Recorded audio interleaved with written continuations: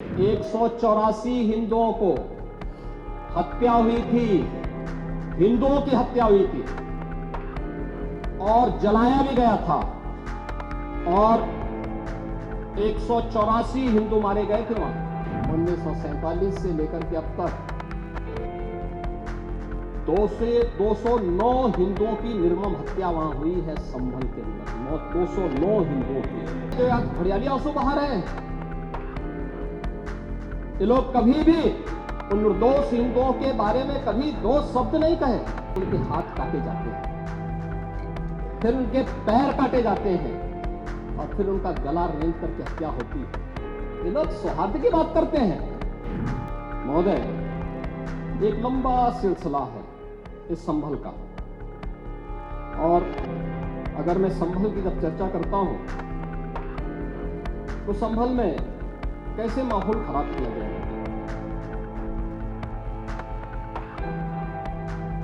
इस संभल में दंगों का जो इतिहास है 1947 से ही प्रारंभ होता है। 1947 में एक मौत होती है, 1948 में 6 लोग मारे जाते हैं, 1958 में भी दंगा होता है, 1962 में भी दंगा होता है,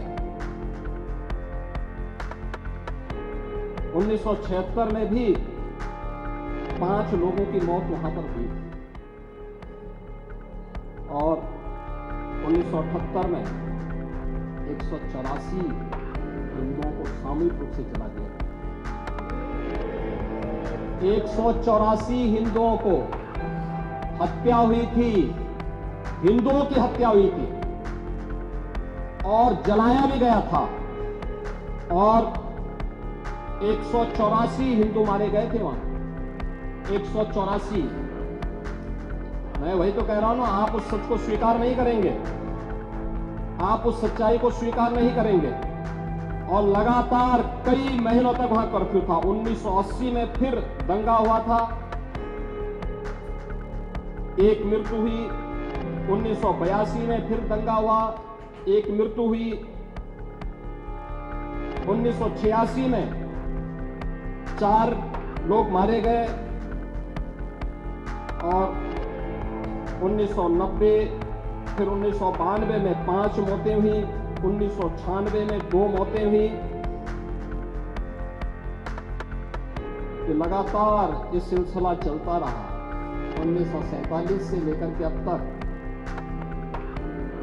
209 हिंदुओं की निर्मम हत्या वहां हुई है। संभल के अंदर 209 हिंदुओं की, और एक भी बार किसी ने उन निर्दोष हिंदुओं के लिए कभी 2 शब्द नहीं कहे, उनके प्रति, उन परिवारों के प्रति संवेदना के शब्द नहीं कहे। महोदय, जो आज हरियाली आंसू बहा रहे हैं, ये लोग कभी भी उन निर्दोष हिंदुओं के बारे में कभी 2 शब्द नहीं कहे। वहां पर 1978 में जो दंगा हुआ था, महोदय, किस प्रकार की स्थिति थी। एक वैश्य जिसने सबको उधार दे रखा था पैसा, और उस बात को मानता था कि साहब मैं तो सबको पैसा देता हूं, मेरे यहां तो सब व्यवसाय के साथ जुड़े हुए हैं। अगल बगल के हिंदू दंगा होने के बाद उनके घर में इकट्ठे होते हैं। इकट्ठा होने के बाद उनको घेर लिया जाता है। घेरने के बाद वो बोलते हैं, भाई आप हमें क्यों घेर रहे हैं? कहा जाता नहीं, क्योंकि तुम इन हाथों से पैसा मांगोगे, इसलिए उनके हाथ काटे जाते हैं, फिर उनके पैर काटे जाते हैं और फिर उनका गला रेंग करके हत्या होती है। ये लोग सौहार्द की बात करते हैं। शर्म नहीं आती इन लोगों को सौहार्द के बारे में चर्चा करने में।